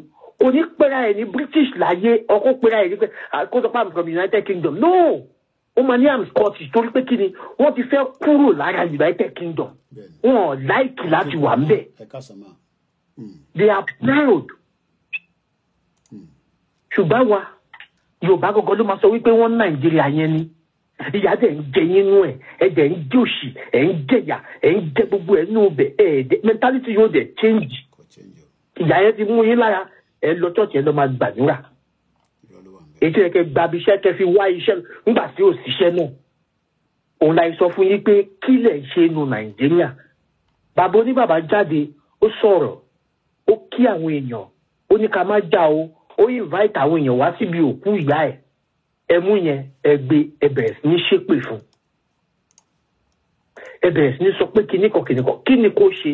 Bó bá sọ̀rọ̀ ẹ ló sọ̀rọ̀, bí ó sọ̀rọ̀ ẹ ní kó sọ̀rọ̀. Tó bá bá wọn bá ẹ ló bá wọn bá. Bí ò bú ẹ sọ pé kò bú wọn. Ṣé ń gbàtà ti bú wọn tàdé rí pé wọn ò change ṣé àdé ní máa fẹ́ bẹ̀bẹ̀ wọn. Bóyá ti ẹ̀ máa ṣí etí wọn àti ẹ̀ ṣí ń jọ́kan. Torí kó má yìí jẹ́pà yìí máa sọ̀kò fáwọn náà gbẹ̀yìn náà ni. Kó má jẹ́ bẹ́ẹ̀. Torí nǹkan tí fún ẹwo nǹkan tó ṣẹlẹ̀ ní Kwara ní ìjẹta àbíjọ́ wo tó ń pa àwọn Yorùbá nípa tó ń pa Yorùbá nípa every day adé máa sọ ṣé ẹ fẹ́ kọ́ gbé yín kúrò lórí ilẹ̀ yín ni àbí ṣé Yorùbá gbọ́ ni mo máa Biafra máa kárì láyé o ọmọ ọkọ ni wọ́n ń ṣọmọ àlè ọmọ ọkọ gidi òun ni wọ́n kì í ṣọmọ àlè ọmọ ọkọ ni wọ́n irú nǹkan bẹ́ẹ̀ yẹn á ṣẹlẹ̀ ní Biafra ìwọ kan á wà ní pé Fúlàní ṣé ẹ̀yin gbọ́ kó sọ pé Fúlàní kan da ẹran ní Biafra mọ́ ẹ̀yin gbọ́ pé ọjà kan sì wà ní Biafra land tó ń jẹ́ ọjà kí ló ń pe ọjà tó máa ń pè tó máa ń sọ pé ọjà táwọn Fúlàní máa ń nà yẹn. Kara market. Ẹ̀yin gbọ́rú ẹ̀ mọ́ ní Biafra ṣẹ́yìn gbọ́ ẹjẹ́ gbọ́rú ẹ̀ mọ́ wọ́n ti kó gbogbo ẹrù wọn ti kó kúrò ṣùgbọ́n Yorùbá anọ́nú kalẹ̀ Muslim brother wàláì Fúlàní tó pè ń brother yẹn jẹ́ kó ṣẹlẹ̀ tán torí ìwọ ìmáàmù Yorùbá ìwọ ìmáàmù kí lorúkọ ẹ̀ ìwọ ìmáàmù Ìwó yẹn ìwọ ni Fúlàní àkọ́kọ́ gé orí ẹ̀ ìwọ ló máa kọ́kọ́ pa ọba Olúwo gbà pé sàárà ní ẹ̀mí tiẹ̀ sàárà ni torí pé ó yà pèrè yẹn wọ́n fẹ́ jókòó síbẹ̀ so wọ́n á tiẹ̀ ṣe wọ́n á ṣe ẹ̀mí tiẹ̀ ò tiẹ̀ jẹ́ kankan lójú wọn kò jẹ́ kankan lójú wọn ṣùgbọ́n yìí náà lẹ́ ń gbàbọ̀dè fúnra yín why ṣé wọ́n bí àwa àti ìgbà tó fẹ́ sọ pé tọ́lọ̀ fẹ́ dálé ayé ṣé ó dá Yorùbá àti Fúlàní pọ̀ ni àbó dá Yíbò àti Fúlàní pọ̀ àbó dá Yorùbá àti Yíbò pọ̀ kò dá wa pọ̀ nígbà táwa ta jẹ́ Yorùbá tá à ń wùwà báyìí àwọn tó jẹ́ Benue tó jẹ́ Middle Belters wọ́n fight pa wọn ò ń ṣe part of North kí ló wá kan Yorùbá tó wà South West tẹ̀ ń gbé torí ọ̀rọ̀ ẹ̀sìn tẹ̀sìn tí ó gbè yín.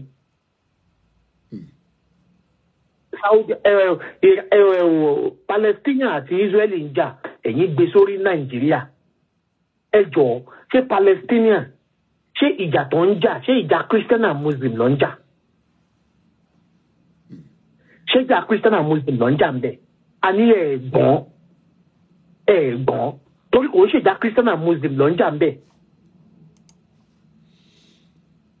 Ìlú kan ó fẹ́ dá dúró ní ìlú kan wọn ò gbà fúnra wọn ìlú kan lọ àtáàkì ìlú kan ìkejì dẹ̀ wá àtáàkì ẹ̀ padà ẹ sọ́ dìjà ẹ̀sìn ẹni Palestinian ṣe ẹ̀yin ọmọ Yorùbá ni o ọba ti ń pariwo ní north lọ́hùn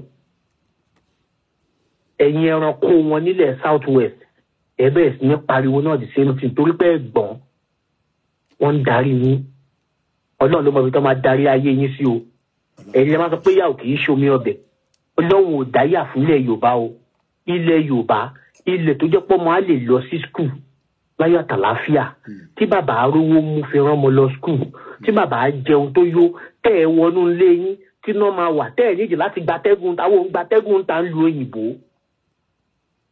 à ń gbatẹ́gùn níta nílùú òyìnbó àfi tá a bá fẹ́ lọ take a walk nínú park Nàìjíríà láti tó ń gba ẹ̀fẹ́ tí náà bá wà tí fáànù yín ṣiṣẹ́ lé ẹ jókòó sínú ilé yín ìgbé ayé ta fẹ́ kẹ́ ìgbé ayé rọ̀ ṣùgbọ́n kàkà bẹ́ẹ̀ ẹ mú mi sá ó dẹ̀ ní iṣẹ́ torí pé iṣẹ́ tó gbé dání ó ju tẹni tó ń ṣiṣẹ́ ń báńkì ó ju ti pírẹ́sídẹ̀ǹtì yín lọ. Iṣẹ́ tó gbé dání ó ju pírẹ́sídẹ̀ǹtì yín Nàìjíríà lọ torí àwọn yẹn ò níṣẹ́ ó lè làwọn yẹn tó ń jà ó lè lọ ń jà.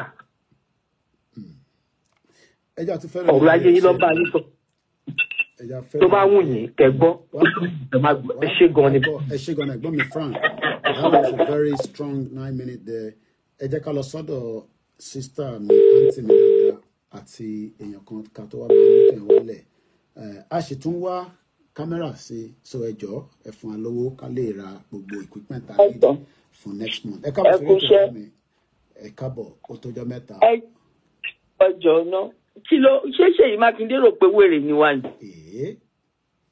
Torí sí ó bẹ̀rẹ̀ sí ní parọ́ pé èèyàn méjì ló kú ẹgbọ́n at 10 o'clock yesterday night àwọn èèyàn ń pariwo ní dẹjọ́ oyè lẹ́yẹ pé gbogbo lèbẹ̀ ló wó léèyàn lórí àwọn èèyàn dẹ̀ ń pariwo lẹ́bẹ̀ pé ẹgbà wá o and people are crying pa àwọn tó wà ń ta ń pariwo pé ẹgbẹ́ ambulance àtàbà ẹgbẹ́ ambulance a máa lọ àwọn èèyàn kan ti kú àwọn kan sì ń kú lọ ẹgbẹ́ so he now came out and said 2 people died. Is he mad?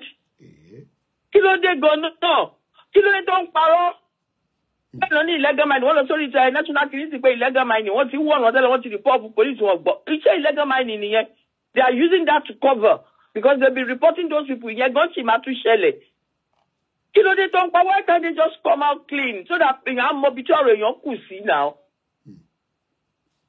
ṣé bá ṣe wá máa ṣe is this how we gonna be looking aláwọ̀ people yóò ní gbójú bọ̀rọ̀. Why is it 9? Àwọn èèyàn tó kún bẹ́ẹ̀ ń sì dábàkà àwọn wá ti ju wọ́n sì wà lábẹ́ ilé bẹ́ẹ̀. Ẹ wo Mr. Koiki ó ṣàjò. Pàtó bẹ́ẹ̀ pé àdé ń sọ fáwọn ẹ̀ náà wọn gbọ́ and àwọn èèyàn wa tán láwọn keep quiet. You can't keep quiet on the face of injustice. You two they are liable. All of them that are keeping quiet are equally wicked. You keep keeping quiet. Ẹ máa lẹ́fẹ̀ẹ́ ṣe tí yẹn bẹ́ẹ̀ ayé yín ò ṣe kí náà ẹ̀fẹ̀ wàhálà ẹ̀fẹ̀ ṣe ìgbà wàhálà ò ní wọlé wá bá yín. Èmi ò mọ nǹkan tá a lè ṣe sọ́rọ̀ àwọn èèyàn wa yìí o because ó ti wá dàbí pé orí wọn ti lo ọpọlọ wọn ti lo ẹlẹ́dàá wọn. Bọ́tọ́ bá dẹ̀ ń ṣẹlẹ̀ báyìí tá a sọ́kọ̀ náà ó tún ní nǹkan tó máa tún ṣe fáwa. Ṣé wọn do you understand what I'm saying? Well, the style they are doing now, I don't even know. I don't know. Sípò àwọn èèyàn pẹ̀lú àwọn ní kíní ni wọ́n ní. It's not even a dynamite. Because the dynamite will level the house. This bomb came from above. And it went down under the ground. That's a rocket. That was a rocket bomb. So somebody was sitting down there targeting people to Ṣèyí Mákindé ló ṣe what we want to know. Torí pé they ó kúrò ní PDP or they are doing it because they want to eliminate us. We need to know all these facts. But when the government then how do people think? Because now oti kajo gbogbo èèyàn pé àwọn illegal miners ni. So you be thinking, okay, how you can shake it kan. Is that what so I'm in ignorance of my wipe everybody out? We don't know. We don't even know where to go from here. I'm just angry because he said 2 people. Ṣé gbogbo àwọn tó kú ní ẹjọ́ ilé ẹ̀yẹ ń sì 2 ni wọ́n? How could you be lying? Ẹ ṣe Mr. Koiki ẹ kú iṣẹ́. Mo kí ìyá mi àtijọ́ wà lórí ìrìn àjò tó jọ méjì ẹ já pé the last person ká tó máa wá máa parí ètò mo kí gbogbo aláǹkà sí Prince Gold mo kí gbogbo wa pé ọbẹ̀ Elédùmarè wà pẹ̀lú wa gbóhùn sókè easy. Koikimedia. Ẹ̀gbọ́n mi dáadáa káàbọ̀ sórí ètò. Media gbogbo media torí wà lórí ètò ní ọ̀rẹ́. A ṣì wà lórí ẹ̀. Hello. A ṣì wà lórí ètò. O ṣì wà lórí ètò. Bẹ́ẹ̀ni. A ṣì wà lórí ẹ̀gbọ́n sókè. Okay, listen up. Ẹyọ ọmọ Yorùbá ẹ káàsán. Okay, ṣé mo lè sọ̀rọ̀? Live and direct, we can hear you. Okay, give me a minute, jẹ́ sáré wọnú mọ́tò pápápá, sáré deliver. Ó dàbí ẹni pé àwọn people yóò ti understand. Hello, ẹ̀yin ọmọ Yorùbá ẹ káàárọ̀, ẹ káàsán, ẹ káalẹ́ every angle tẹ́ bá wà, easy dollar, straight up of Miami. This is getting touchy right now. Eléyìí ó ṣe joke mọ́. This is not a joke no more. Ṣèyí Mákindé tó bá ń gbọ́ mi, ọmọ Yorùbá ní ẹ o, wọ́n ti fi style wọlé o. Eléyìí ó ń ṣe great night or none of that. This is a bomb. Ṣé you understand? Ẹ̀yin ọmọ Ìbàdàn, ẹ má sùn paramọ́ o. Ẹ má sùn paramọ́ o. Wọ́n ti wọlé with style o. Testing ni o. Some more is coming. Nobody's scaring nobody. Ẹ má fi gbogbo ara sùn o. Màláídíà àbí kí ló kọ máàní tó kú yẹn late Màláídíà ó ti sọ urban to urban, city to city. Ìkó tó ń sọ nìyẹn o. Ẹ̀yin pípọ̀ ẹ jí o. Ẹ̀yin ọmọ Yorùbá ẹ má lọ dúró de Ìgbòho. Ẹ má lọ dúró de Ìgbòho. Ìgbòho ọjà. Ọmọ Aládìgún arógun yọ. Tó ti rí o. Àwọn pípọ̀ yìí ń dúró ni o. Wọ́n ń dúró ni o. Ìgbòho ọjà. Tó ti rí nǹkan tó ń ṣẹlẹ̀. Anáfẹ́ lọ sìn á sìn wọ́n ti tún ju bọ́ǹbù síbàdàn. Kí ló ń ta sí? Ìrọ́dẹ̀ náà ń pa. Irọ́ náà ń pa. Ẹ̀yin ọmọ Ìbàdàn, easy dollar ló ń sọ̀rọ̀ ọmọ Yorùbá ní mí. Tó bá ti ṣẹlẹ̀ gbogbo airport máa kún ni, à ń bọ̀. Irọ́ náà ń pa, à ń bọ̀. Ẹ lè gbalẹ̀ mọ́ wa lọ́wọ́ náà. Kí ló ń ṣẹlẹ̀ náà? Ẹ ti pa àwọn èèyàn sí. This is over 100 of people. Ló ti kú bẹ̀ yẹn sí tán ní 2 people. Kí ló ń jẹ́ bẹ̀? Ẹ jí náà. Ẹ̀yin ọmọ Ìbàdàn ó jẹ́ kẹ́tì wà ní governor house ń sìn right now. Kẹlọ rọ́wọ́ wọlé. Kẹlọ wọlé kẹlọ pé bàbá Mákindé pé kí ló ń ṣẹlẹ̀. Ẹ jí náà, ẹ jọ, wọ́n ti carry wa now. We are already surrounded. We have to wake up and do something right now. Àwọn ọba yẹn ò lè ṣe ní tinú ẹ gbàgbé. Ẹ̀yin aráàlú lè máa jáde sí lè máa lọ sọ pé ẹ gbà mọ́. Because nobody can do nothing for nobody right now. Kò sí government. Màláídíà ti sọ. Ó ti sọ 2 years ago. Bàbá yẹn ti sọ. Ó ní from urban to urban, from houses to houses, from gbogbo ẹ̀ to gbogbo ẹ̀. Ẹ̀yin people, ẹ jí now. Ẹ jọ. That's all I have to say. May God bless our Yoruba people and our people on the land. Ọlọ́run Koiki, this is getting crazy, bro. Thank you very much. Easy done. God bless Yoruba people. That is the right word. God bless Yoruba people. Ibi tá máa rí ètò yẹn mọ́ ní ọ̀sán yìí. It's been back to back. That is what the media does, especially in emergency like this. We're going to take a short break. Hopefully our team will be back again in the evening for more updates. There's quite a lot of touching. This is a woman that also said, sorry, please come again. Sorry, good evening. Sorry, please come again. What really happened here? No, not there, but my mom stays in Adeyi. Okay. My sister and my son. Okay. So they are badly injured. The house is demolished on them. Demolished on them. Yes, Fuck. they're stitching their legs, their arms. They are still in the hospital now. Yes, which hospital are they now? Redeemer Hospital. Redeemer Hospital. Beside the small, right? So,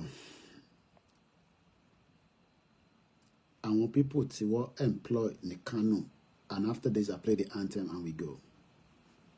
Popularly known as Endaba in Kano State, are here to embrace the amnesty initiative introduced by the Nigeria Police Force in the state. About 3 months ago, the Kano State Police Command invited some identified individuals believed to be behind the escalation of thuggery and other heinous crimes in the state for dialogue. The meeting yielded a positive response as some of the thugs embraced the initiative. Among the 222 repentant Turks, 50 of them drawn from Dala, Fege, Ungugu, Kano Municipal, and Gwale local government area of the state, having completed a 2-month intake training as members of the Nigerian Police Special Constabulary, were decorated. They pledged to promote peace in the state and promised not to go back into thuggery. I am among the 50 people who were trained and absorbed into the Nigerian police force, and I am prepared to play my part to ensure that... I mean, these are thugs. They now recruit them to constabulary. Then they will bring them to the southwest. Aniliwala nile Yoruba. Aniliwala nile Yoruba. Anilijubenlo. Moki oloye gbowo. Moki bomo Yoruba. In this state is under assault. There's an attempt. Mourinho, my beautiful auntie, Yeti Queen, Eshegoni. Imagine they are praying for good education, they are praying for water, they are praying for electricity, they are praying for security. If God will come down and do that for them, isn't that the responsibility of their government with a question mark? All the mineral resources not available already in the country. All resources are available in the already in the country to power electricity and water. We're a people, we're a country. I love this speaker. Thanks so much. Thank you so much, everyone. It's a very beautiful afternoon again. In this state, and of course, in all the riverine states of Nigeria, we must resist it. We must stop it. Every one of us must rise up. The armed forces are not neutral. They collude. They collude. They collude with the armed bandits. They kill people, kill Nigerians. They facilitate their movements. They cover them. If you are depending on the armed forces to stop the killings, you will all die one by one. Alone, wow. Thank you so much. Bye for now.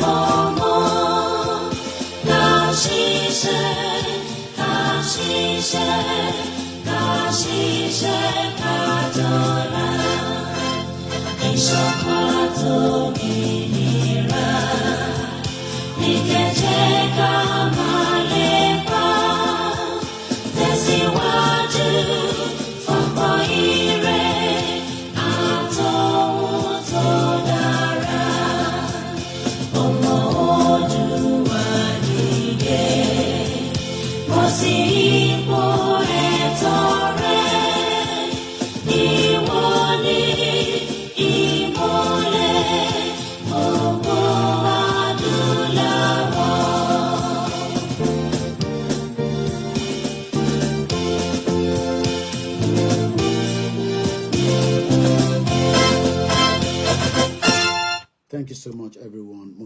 Koikimedia fans and family. We're all one family. Have a very great afternoon. We hope that things will be looked into for those that have been affected. My name is OLAYOMI KOIKI. Remember to share the program and tell someone to stay vigilant wherever they are. Thank you so much. And as usual, we start closing the broadcast, but with this.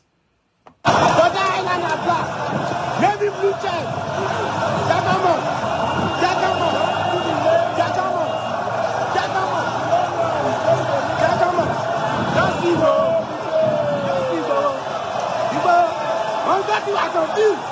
The land is too much. The land is too much. The land is too much. The land is too much. The land is too much.